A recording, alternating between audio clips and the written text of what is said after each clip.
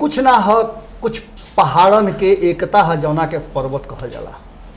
गोड़ लागत नहीं हेरा से अभिनंदन वर्गों के अपना कार्यक्रम जौना के नाम खूटा ठोक के। बहुत सारा बात बा जौन बिहार के राजनीति से रुआ लोग से बतियावे के बा, और खूटा ठोक में हम उहे बात बतियाइले जौन रुआ लोग से सीधे सीधे सरोकार रखेला। पहले कुछ बात रुआ लोग से कहब, ओकरा बाद खबर पर जाई, कारण कि रुआ लोग आशीर्वाद तो पूरा देता नहीं, बाकी तो खुराकी रुआ लोग नहीं देत। अब भूखे पेट कितना दिन तक ले ठन गोपाल रही। सबसे पहले तो रुआ लोग से निहोरा बा, हाथ जोड़ के करबत प्रार्थना करतनी कि अपना चैनल के सब्सक्राइब करे वाला जो अपना हित नाता गोतिया पटदार से बा, ओकरा में कमी काहे होता है। ये मुफ्त में बा, सेतिया में बा, फ्री में बा। आज जो फ्रीओ के बात भर लीला रगरी ना, सब्सक्राइब करवाई सब है, बगल में घंटी बा ओकरा के दबवा दे, तो मुफ्त में फ्री में आऊँ जाऊँ ना नीमन नीमन खबर रुआ लोग से भेटाई। और वो खबर जौन रउआ से सीधे सरोकार रखता, जना खबर के असर हो रहा बा, और वो खबर रउआ भी पहुँचल बहुत जरूरी बा। रुआ संघाती साथी हित नाता गोतिया पटदार सबके लगे पहुँचल जरूरी बा। ऐसे निहोरा बा कि जितना भी हो सके एक अधिक से अधिक शेयर करी और निहोरा करी वो लोग, कारण कि वो लोग एक परिवार के सदस्य बानी, और ये परिवार जितना मजबूत हुई, नीमन चिकन बात जितना दूर तक पहुँची, उतना ज़्यादा बिहार के इस समाज के और देश के भलाई हुई। आई सबे आज के खूंटा कहाँ ठोकाते हुए ओकरा पर चर्चा हुई। आज के खूंटा ठोके के पहले सबसे बड़ बात बा कि का नीतीश कुमार जी माफ़ी मंगी है। काहे खातिर माफ़ी मंगी है, का ऐसा काम के बड़े जना से माफ़ी मंगी है।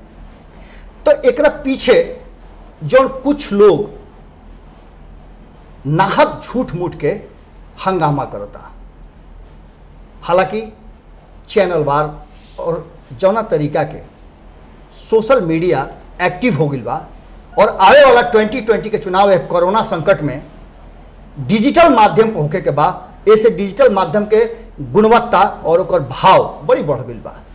एकरा में नीमन चिकन बात भी हुई।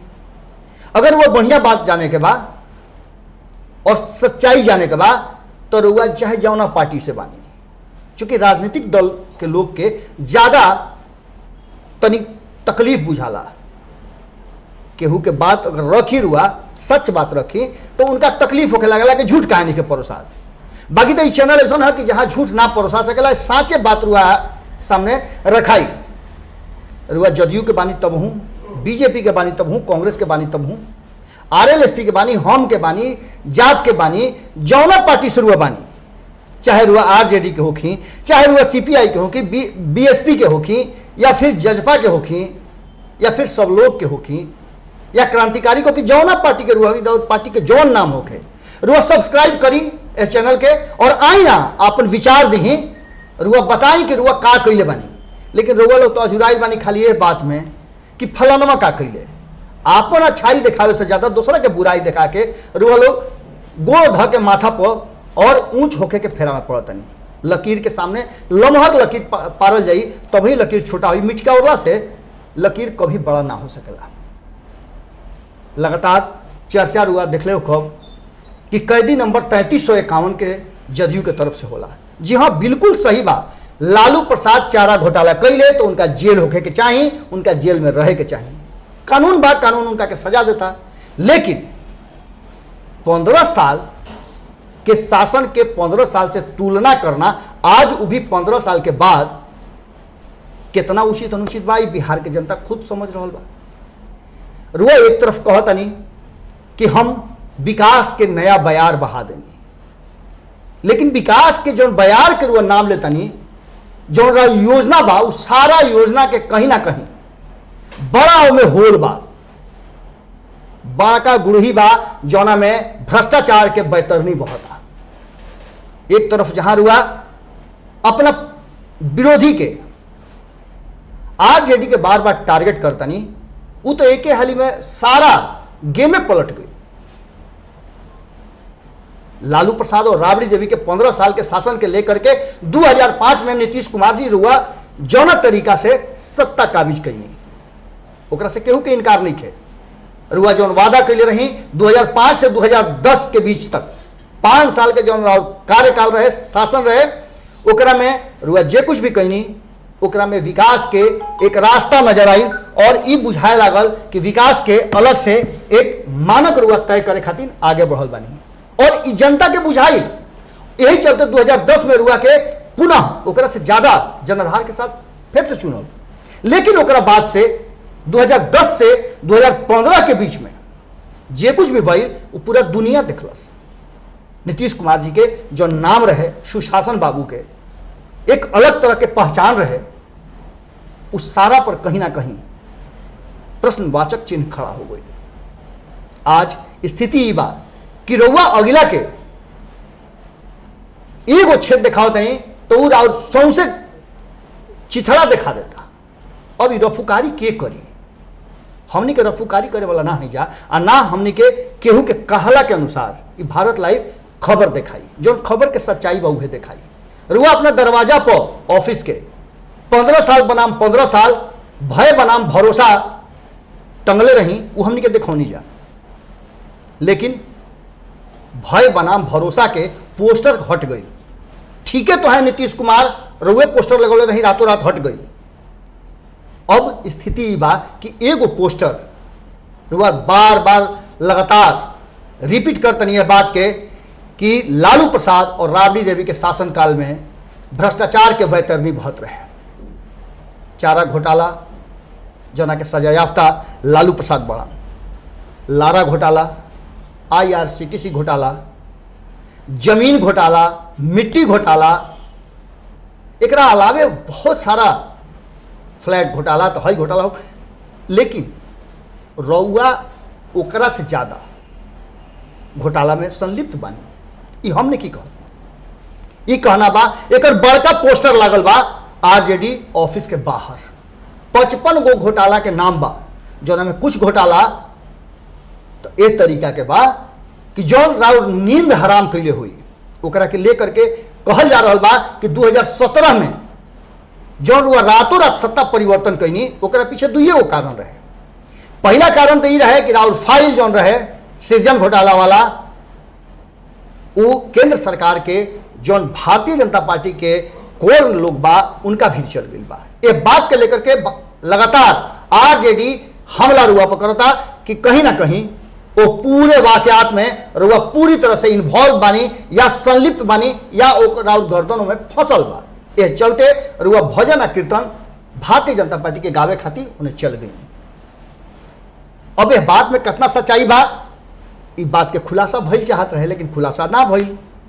एकरा अलावे जो घोटाला के लिस्ट बा 55 गो घोटाला में रुआ समझ सकिले कि राउर सब जितना योजना बा सारा योजनाओं में शामिल बा, चाहे वो योजना के जौन कह ली लेकिन सारा योजनाओं में शामिल बा। और योजना के तहत रुआ छात्रवृत्ति घोटाला, शिक्षा के नाम पर जितना किरकिरी बिहार के भइल एह रुआ शासन काल में ओकर तो अति हो गई बा। शिक्षा के बात भइबे कई, एकरा बाद मिड डे मील के घोटाला भइबे कई। मिड डे मील से बच्चा जो छपरा में मरल रहन दोनों घड़ी रुआ कानी अंगुरी के दर्द से लेकर के हॉस्पिटल में भर्ती रही वो ना बोलनी। अस्पताल जो स्वास्थ्य व्यवस्था इंसान खातिर सबसे जरूरी बा ओकरा में तो इतना घोटाला बा कि जना को अंगुरी रखे के जगह नहीं खे, गोड़ रखे के तो बात छोड़वा दी। इस सारा बात के लेकर के RJD लगातार हमलावर बा, विपक्ष हमलावर बा और विपक्ष के साथ साथ राउर साथी भी हमलावर बाड़े। खुद रउए गठबंधन में रहे वाला लोजपा के जो सुप्रीमो बाड़े चिराग पासवान लगातार रुआ के आड़े हाथों लेता रह। ओकरा पर रुआ भले खिसिया के उनका के अपना गठबंधन से बाहर कर दी, लेकिन ए से राउर कमी और जौन सामने से बात उठ रहा बा वो छूटे वाला बात नहीं है। कहीं ना कहीं रुआ वो दोस्त से मुक्त तब होख या तो वो दोस्त के विरुद्ध रुआ सामने से श्वेत पत्र ले आई और कहीं कि हम ऐसा काम होने की कैले, अगर होई तो रुआ अपना पद से त्याग पत्र देवी या कुछ बड़ा डिसीजन करी, चूंकि नीतीश कुमार वही खातिर जानल जाले, या फिर अपना माता पिता के गलती खातिर जौना तरीका से तेजस्वी यादव खुले मंच पर माफी मांगले कि अगर हमरा माता पिता से, जबकि उनकर 15 साल में सामाजिक न्याय के पुरोधा के रूप में बिहार सहित देश दुनिया के लोग जानता उनका के, समाज के सबसे निचला तबका के लोग के आवाज दिले और सदन में पहुंचौले। वो लालू प्रसाद और राबड़ी देवी से अगर कोई गलती भइल बा तो गलती खातिर हम क्षमा प्रार्थी बानी और भविष्य में ऐसा गलती ना हुई एक भी वादा करतनी। का ई हिम्मत नीतीश कुमार रउआ में बा? कारण कि उस वक्त आ गई बा 15 साल बनाम 15 साल रुआ बार बार कहतनी, लेकिन ये 15 साल में रुआ अगर हिम्मत बा तो बात के रुआ जनता के सामने रखी, तब चुनाव में उतरी। सुशासन बाबू सिर्फ नाम से ना, सुशासन बाबू के कुछ क्रियाकलाप हो गए कि चाहिए जौन से जनता के भरोसा हो गए। बहुत सारा योजना रुआ 7 निश्चय योजना लेनी, शराबबंदी कहनी, शराबबंदी पर लेकर के जितना किरकिरी राउर हो रहा बा, खुद रुआ अपने गठबंधन के लोग टुन्ना पांडे के रुआ सुन ली, टुन्ना पांडे के जितना भाषण रुआ सुनब रुआ कान पर उंगली रखे के पड़ी जो स्थिति बा। और भारतीय जनता पार्टी राउर साथी चुपचाप देखेला सब चीज। एक मतलब बा कि रुआ लगे जवाब नहीं खे, रुआ अक्षम बानी अपना ही नीति के पालन करवावे में। अच्छा बात बा डिजिटल माध्यम पर बहुत सारा बात रुआ अपना हिसाब से परोसवा सकीले, लेकिन हकीकत बिहार के जनता से छुपी ना। डिजिटल माध्यम के सबसे ज्यादा खासियत यह बा कि रुआ छुपा ना सकीले कुछ भी। सेकंडों मिनटों में बहुत सारा चीज वायरल हो जाला। कई गो आज हाल फिलहाल में रुआ देख ले हो कब कि रउए पार्टी के बैनर और बोर्ड टांगल गाड़ी में अभी शराब काले की खबर पड़ुए, भर भर गाड़ी शराब पकड़ाई। शराब के कारोबार होम डिलीवरी से बेड डिलीवरी तो होता, लगातार विपक्ष एकरा पर हुआ के चैलेंज कर रहा बा, लेकिन रुआ चुप बानी। चुप्पी समस्या के समाधान ना हो सकेला। नीतीश कुमार जी रुआ बिहार के बनावल चाहतानी, ये बढ़िया बात बा, लेकिन बनावे के रास्ता का हुई? का ई रास्ता 55 को घोटाला हुई? का ये घोटाला पर अगर भइल बा तो एकरा पर रुआ माफी ना मांगे के चाहिए? रुआ बार बार कहिले कि हम क्राइम, करप्शन और कम्युनिज्म पर कोई समझौता ना करब, लेकिन अब तो तीनों चीज पर रुआ समझौता कर देनी। रउरे साथ के रहे वाला, रुआ एक दांत के रोटी वाला, रुआ बाद वाला कुर्सी पर बैठे वाला प्रशांत किशोर रुआ के कम्युनिज्म के बड़का दाग छिटकी फेंक के रुआ के चल गई है। आज भी वो कहता है बात के कि बिहार सबसे पिछड़ल है 15 साल में, और ये 15 साल के सबसे ज्यादा पिछड़ल बिहार के बनाने वाला नीतीश कुमार। एक जवाब रुआ लगे बा? रुआ जवाब अगर बात तो रुआ अपने पार्टी के जो 5 रत्न बाड़े उनका से कहीं कि ऊ एह बात के जवाब देस जो विरोधी रुआ के कह रहल बाड़े। विरोधी का कैले 15 साल पहले या फिर 15 साल से और पहले कांग्रेस का कैलस, ओकरा के सवाल के बंद कर दी। कारण कि 15 साल पहले ओकरा बाद जब शुरुआत भइल लालू प्रसाद के सत्ता में आवे के, मुख्यमंत्री बने के, तो रउआ उनकर संघाती रही। रउए कहले रही, ये बात हम कई हाली रिपीट कर चुकल बानी, इतिहास गवाह बा ये बात के कि रउआ कहले रही कि यादव मुख्यमंत्री बने के चाहिए। व्यक्ति में क्षमता बा बिहार के आगे ले चले में, बिहार में बदलाव करे के लालू प्रसाद में क्षमता बा, ओकरे खातिर हुआ दिन रात एक करके और उनका के नेता प्रतिपक्ष बनौले रही। और नियम बा रहे वो घड़ी भी नियम रहे कि नेता प्रतिपक्ष जो हुई वह मुख्यमंत्री के कैंडिडेट हुई यदि पार्टी सत्ता में आओता। बिल्कुल वह काम भई, काफी लंबा समय तक रुआ साथ में रहनी, लेकिन अचानक से का हो गई। अचानक से जो कुछ भी भई उस सारा चीज रुआ नजर के सामने बा। जब रुआ जरूरत पड़ो तो तेजस्वी यादव के अपना साथे रख लेनी, लेकिन रुआ बुझा दिल कि तेजस्वी यादव रुआ से ज्यादा आगे निकल जी हैं तो रुआ लंगड़ी मार के उनका के अलग कर देनी। ये बात से इनकार हम नहीं की, बात हम भी नहीं की कहत। ये बात लगातार रुआ बगल में रहे वाला आदमी कह रहा, चिराग पासवान उनकर पार्टी कह रहा बा कि चिराग पासवान से रुआ टेंशन के कारण यह बा कि रुआ एगो और तेजस्वी यादव पैदा नहीं कर चाहत। हकीकत का बा रुआ सामने एक बड़ा प्रश्न बा और बिहार के जनता के प्रश्न बा जो उनकी लगातार कमेंट के माध्यम से भारत लाइव रुआ केहू से अपना कहीं रुआ लगे तो समय हो ही ना, कारण कि चुनाव में रुआ बहुत ज्यादा व्यस्त बानी। कैसे सीट शेयरिंग के समझौता हुई, कैसे 12 गो सीट जो राज्यपाल से मनोनयन करा ओकरा में कैसे घालमेल हुई, ये सब बात पर ज्यादा दिमाग लगावे को हुई।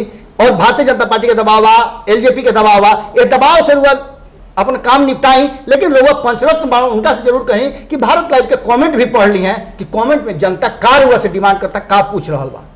बाकी सब चैनल के बात तो हम नहीं करत, लेकिन भारत लाइव में जो जनता बाड़े जागृत जनता बाड़े, जीवित जनता बाड़े, कारण कि हर खबर पर उनका एक्शन, रिएक्शन और विचार आवेला। वो विचार के माध्यम से रुआ अगर वो विचार से सहमत बानी तो रुआ विचार के जवाब दी, बताई कि जितना भी आरोप रुआ पर लागल 55 गो घोटाला के, रुआ अपना वो पंचरत्न से कहीं कि और पूरा दस्तावेज रखो लोग और बिहार के जनता के बताओ कि सरासर गलत बा और पूरी तरह से पाक साफ रुआ बानी। गांव के नल जल योजना के भी जा करके नल खोल करके रुआ पानी दिखा दी, ट्रांसफार्मर जो बा ओकर कीमत बता के ओकर गुणवत्ता बता दी कि देखा ट्रांसफार्मर हम लोगों ने बने एकर हतना कीमत बा और एकर गुणवत्ता देख लो। बिहार के जनता के भरोसा हो जाइए। सिर्फ कागजी घोड़ा दौड़ला से विकास ना होके, सड़क से विकास ना होके, जौनो तरीका के रोजगार और रोजगार सृजन के अवसर नहीं के बिहार में, एक भी सुई के कारखाना तक ना खुलल, यह बात के तस्दीक करता कि विकास बहुत कोसों दूर बा बिहार से। कैसे विकास हुई, कैसे जो 50 लाख लोग लौट करके बिहार में आयल बा, उनका रोजी रोटी के जुगाड़ हुई। काल भी एक सज्जन से हमारा बातचीत होत रहे, भोकाल पार कर रोत रहन कि हम 1.5 लाख रुपया खर्च करके अपना पूरा समाज के लेकर के गाँव तक आ गई। नहीं, बहुत वादा रहे, बहुत प्लान बना रहे कि बिहार अइला के बाद रोजगार मिली, लेकिन भूखे प्यासे 2 वक्त के रोटी के लाला पड़ गई बा। बहुत स्थिति दयनीय बा, बहुत खराब स्थिति बा। रुआ निकले के पड़ी अपना महल से बाहर। कोरोना तो बढ़ले बा, में कोनो दूरा नहीं के हमनियों के रिपोर्टिंग करे खातिर कोरोना के रहते हुए घर से बाहर निकलता नहीं जा, लड़ाई लेता नहीं जा। अगर जीवन बा तो संघर्ष बा, और संघर्ष बा तो सच्चाई रुआ सामने रखे के पड़ी। और सच्चाई अगर रुआ माफी मांगता नहीं कि हाँ रुआ से गलती हो गई, तो हो सकेला बिहार की जनता माफ कर दे, या फिर अगर रुआ पर गलत आरोप लगाता तो रुआ सामने से आके कहीं ना कि सरासर गलत बा, वो आरोप के झूठलाई ना, खूंटा मजबूत ठोकी, जौना से कि 2020 के चुनाव में एक बार फिर से नीतीश कुमार हो जाए। आज एजे विराम देता नहीं, रुए लोग अब तक ले सुननी ओकरा खातिर बहुत बहुत दसों नौ जोड़ के प्रणाम करता नहीं। इतना पेशेंस सिर्फ भारत लाइव के दर्शक के लगे हो सकेला, कारण कि हमी के छोट चलता खबर ना दी ले जा, जो खबर दी ले जा, जो रुआ से सरोकार रखेला, जो रुआ जीवन से सरोकार रखेला, आए वाला भविष्य से सरोकार रखेला, वो खबर से रुआ लोग के जोड़ी ले जा। यह हमनी के प्रयास बा। ए प्रयास में कितना सफल बन जा कमेंट बॉक्स में जरूर लिखब। और एक खाली फिर से नहीं हो रहा करता नहीं कि अपना भारत लाइव के परिवार के जितना अधिक बढ़ाई, बस 4 लाख में तनिए पीछे बानी जा, तनी मन जोड़ लगा दी, 4 लाख पहुंचब जा, 4 लाख से 10 लाख हो गए, 10 लाख से 1 करोड़ होकर जा, और यह हमनी के आगे लेकर के जाई और बिहार के मान सम्मान और संस्कार के दुनिया में परचम लहराई। गोड़ लगता है। बढ़ाएं अपना कदम सक्सेस की ओर शिखर करियर इंस्टीट्यूट के साथ। शिखर करियर इंस्टीट्यूट पूर्वी भारत में एकमात्र कोचिंग संस्थान जो एक्सक्लूसिवली है मेडिकल एंट्रेंस एग्जाम के लिए।